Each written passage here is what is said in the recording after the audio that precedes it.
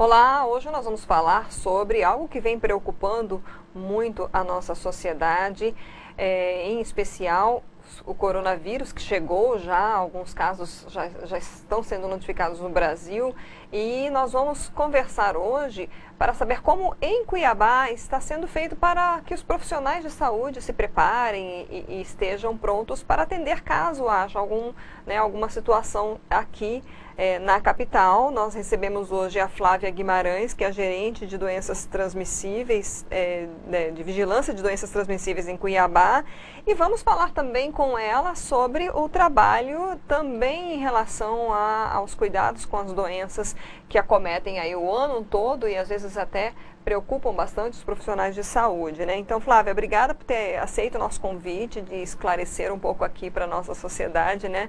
Vamos já iniciar. Quais são, assim, as ações que vocês estão fazendo em relação ao coronavírus para preparar aí esses profissionais que estão, né, nos postos, nas áreas de saúde? Tá, a gente que agradece a oportunidade de estar aqui falando um pouquinho, né? De quando a gente recebeu do Ministério da Saúde essa situação desse novo vírus que tinha sido descoberto na China e começou a ter a ocorrência dos casos, à medida que a gente foi recebendo as informações, nós fomos repassando para os profissionais, tanto da rede pública quanto da rede privada. E aí, de janeiro para cá, a gente vem fazendo reuniões, pensando no plano de contingência para o coronavírus, né, atualmente conhecido como Covid-2019, para que a gente pudesse identificar precocemente, né, fazer as medidas para controle e até mesmo o manejo. Então, a gente fez a distribuição das informações técnicas, fizemos nota técnica, fizemos fluxo, fizemos reunião no comecinho de fevereiro com os profissionais da atenção secundária, né, das policlínicas e UPA, porque é a nossa porta de entrada, para que eles pudessem entender, para que eles pudessem identificar, né, sempre lembrando o vínculo com a questão de viagem. Na semana passada, aí neste meio tempo, a gente fez reunião com todos os hospitais, com a CCIH de todos os hospitais privados e públicos, e aí na semana passada nós fizemos capacitação com os médicos, enfermeiros e técnicos de enfermagem da atenção básica, né, porque a gente pode ver que muitos dos casos que estão sendo confirmados a nível de Brasil, eles estão ficando em isolamento domiciliar.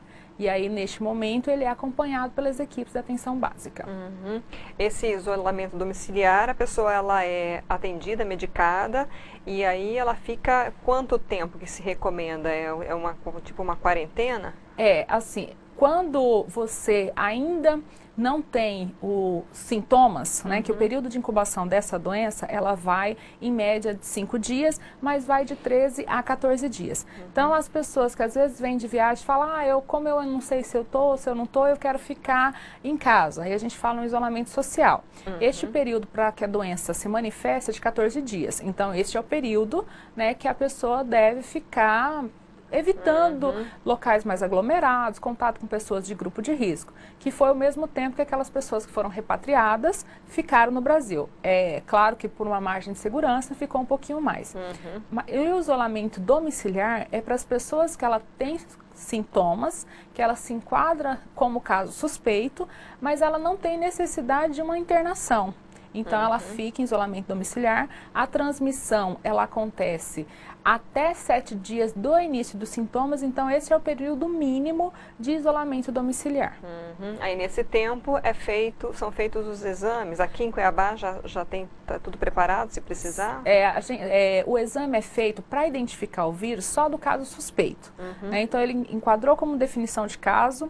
É feita a coleta da secreção nasofaringe, né, do nariz e da boca, e ele vai para o laboratório de referência do estado. Aí aqui no estado ele faz alguns vírus respiratórios, que a gente tem a influenza, vírus sincicial, parvovírus, alguns vírus respiratórios.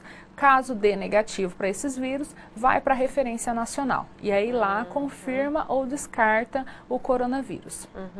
A gente tem, assim, visto muito informações nas redes sociais, meios de comunicação, enfim, mas basicamente os sintomas, eles são semelhantes a uma gripe? Quais são, assim, né, você falou que um diferencial é se houve uma viagem, né, ou não, né?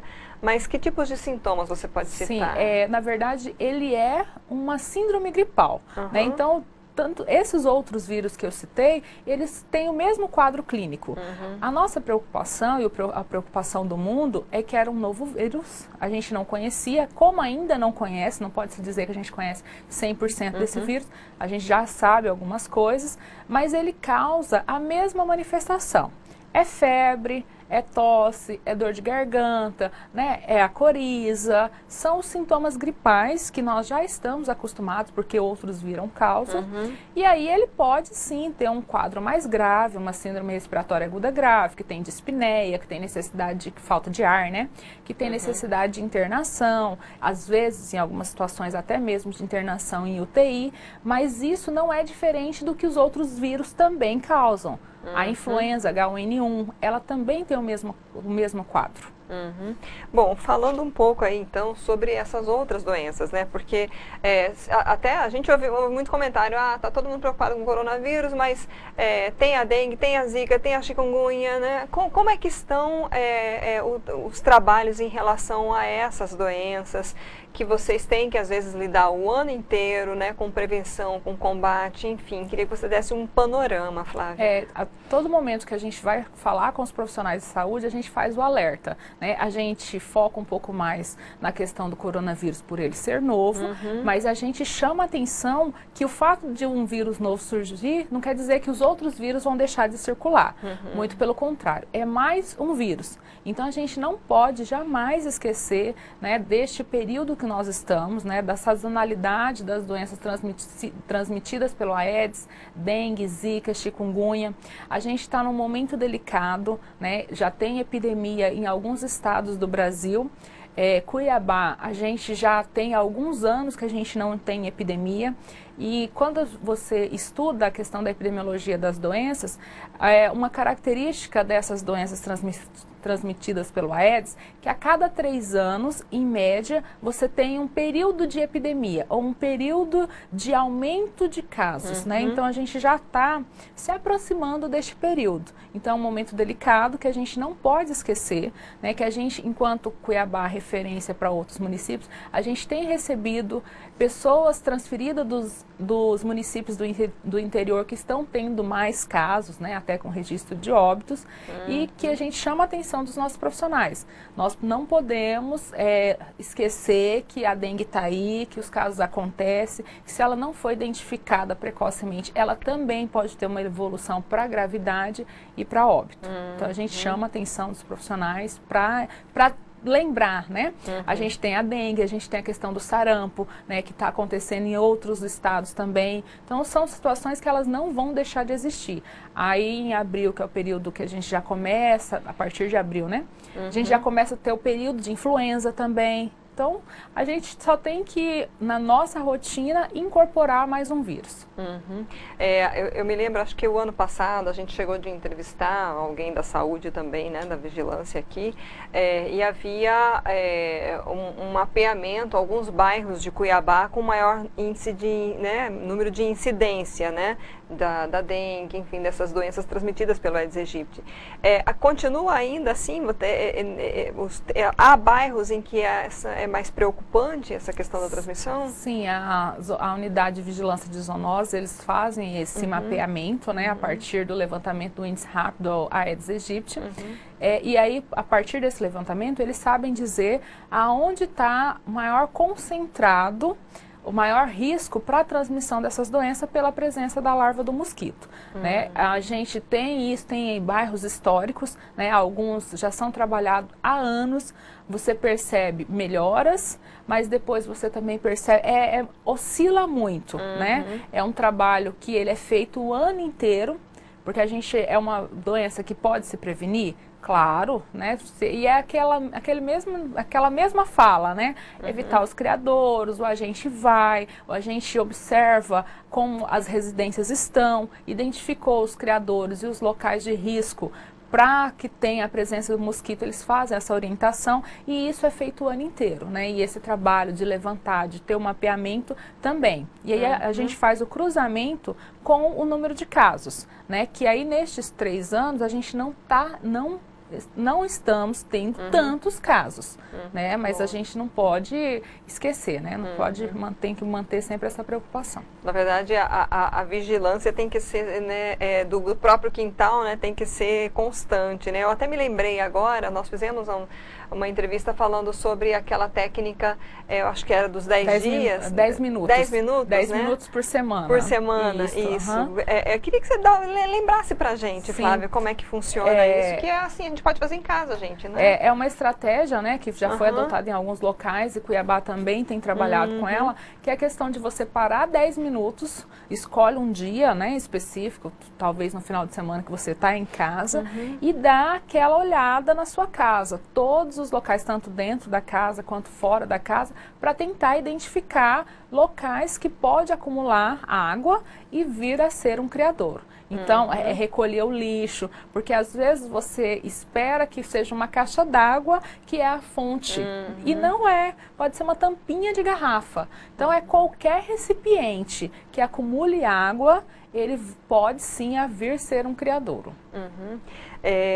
Antes da gente encerrar, tem algo que você gostaria de destacar aí dentro desse trabalho, que faltou a gente falar? Não, eu só acho assim, é importante a gente estar atento às questões que nós podemos melhorar a nossa imunidade para evitar qualquer doença, né? A questão da lavagem das mãos, ela é uma ação mínima que ela nos protege em mais de 50%. Então, um simples fato de lavar as mãos. A gente fala muito que as pessoas tomam vários banhos ao dia, mas assim, e a lavagem das mãos? A nossa mão, ela está sempre tocando em superfícies. Então, a gente tem que criar esse hábito de lavar as mãos constantemente, né? Aquela questão da etiqueta respiratória mesmo, que é uma educação, né? Eu não vou espirrar no rosto da outra pessoa. Se eu estou doente, eu evitar ter contato com outras pessoas, porque é proteção para as outras pessoas também. E assim também, se eu sei que alguém está doente, aquela visitinha, né, vamos só conversar pela rede social, né, mas vamos evitar, porque se você se expõe ao vírus, você corre o risco de adoecer. E em relação às outras doenças que também estão relacionadas à nossa parte, né, então tudo é possível que a gente evita, seja nas doenças pelo Aedes aegypti, que é cuidando do nosso ambiente, cuidando da nossa casa, e com a questão da etiqueta respiratória, da higiene mesmo. Então, a gente pode evitar, de todas as formas, a gente pode evitar adquirir essas doenças. Não tem necessidade de sair comprando máscara, porque está todo mundo apavorado atrás de máscara. Não. Aumentou o mercado de máscara. E isso é importante a gente dizer, assim, são algumas ações que as pessoas tomam que elas não são efetivas. Porque a gente, no momento, nós não temos transmissão. E mesmo se a gente tivesse, quem tem que usar a máscara? Quem está com sintomas. Porque qual que é a função dela? Evitar que essas gotículas cheguem até o outro. Então, aí sim, ela coloca a máscara, porque ela vai estar evitando. Agora, quem está sadio, não faz diferença. Ela vai acabar enjoando de usar, porque incomoda, né? E aí, na hora que a gente realmente precisar, a pessoa não vai querer. Então, é chamar atenção para a alimentação saudável, para os hábitos de vida saudável e a higiene, principalmente a lavagem das mãos. A pessoa, por exemplo, que tá adoecida em um tratamento, né, de uma doença grave, um câncer, tem uma doença imunodepressiva ou deprimente, deprime o organismo, né? Essas pessoas devem procurar a orientação dos seus médicos, precisariam, no caso, por exemplo, seria o caso de usarem? Também assim, a gente não faz, as pessoas que têm algum tipo de câncer, né, elas já usam a máscara, porque é uma forma realmente de proteger. E qualquer outra doença pode ser também, qualquer outra, agravante, agora, né? nesse sentido, mas ao contrário, não. As pessoas que têm HIV, que é uma doença que abaixa a imunidade, elas vão ficar com máscara o tempo inteiro? Não. O que elas têm que fazer é evitar contato com pessoas doentes e, caso venha a ficar doente, procurar um atendimento de saúde para fazer um acompanhamento de qualidade. Né? Ao contrário, não precisa de máscara. Não precisa tanto assim, né? Mas, Flávia, muito obrigada, então, pelas suas informações, né? E a gente espera aí também que se consiga encontrar uma vacina, né? Enfim, se chegue aí a um controle, né, de mais essa doença. E assim, você falou da vacina, até o final do mês, no começo do mês que vem, a gente começa a campanha da influenza, né, que em alguns grupos prioritários, nos anos anteriores, a gente não tinha uma cobertura. Então, assim, são pessoas que tá no grupo de pessoas com direito a usar a vacina e nem sempre ela vai buscar. Então, acho que o momento de chamar a atenção que já existe uma vacina, vamos nos proteger, né? E o vírus da influenza esse ano, ele é um vírus diferente. Então, a vacina que você tomou ano passado, ela não vai te dar a proteção para esse ano. Você precisa vacinar. Né? E por que é os grupos prioritários? Porque eles têm maior risco. Né? Vamos lembrar quais são esses grupos? São os idosos, são as crianças, são as pessoas portadoras de alguma doença crônica, né? Os professores, as gestantes, as mulheres pós-parto até 40 dias, o profissional da saúde, os profissionais da segurança, né? Indígenas, são principalmente esses grupos. Tá joia, então. Obrigada pelas suas informações. A gente que agradece. Nós conversamos com Flávia Guimarães, que é gerente de vigilância de doenças transmissíveis em Cuiabá. Então, eu convido você a compartilhar essa entrevista, principalmente para alertar as pessoas da importância de se cuidar, não só se preocupar com o coronavírus, mas também com as outras doenças que, como ela até alertou aqui, podem evoluir para uma causa grave ou até um óbito, né? Dengue, chikungunya, que são doenças transmitidas pelo mosquito Aedes aegypti. Então fica essa dica para você, essa entrevista está no nosso canal do YouTube, no site RDTV, RD News, tem chamada nas redes sociais, ajude a gente a compartilhar informação principalmente. Obrigada pela sua audiência, até a próxima.